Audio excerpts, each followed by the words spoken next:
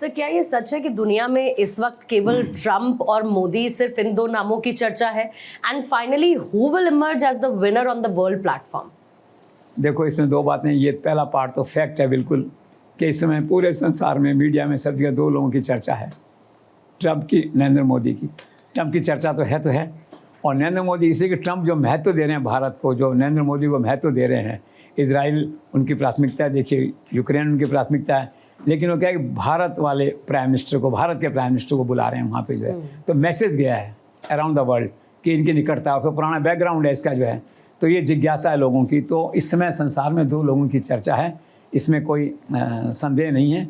और finally winner की जो बात है, तो मुझे ऐसा लगता है कि लोग इंतज़ार कर रहे हैं कि when Trump meets his first accident on the international platform, जिस गति से और जिस तेज़ी से वो चल रहे हैं, और कभी कभी ऐसा लगता है बिना सोच समझ के कुछ चल रहे हैं, तो कहीं न कहीं दुर्घटना होना तय है और बड़े लेवल पे बगावत होना भी तय है, ऐसा लगता है। तो जब बगावत आगे बढ़ेगी तो लोग नरेंद्र मोदी की तरफ ही देखेंगे। और आप मान के चलिए, रूस यूक्रेन के समझौते की हम बात करते हैं, और मोदी के बिना नहीं हो सकता।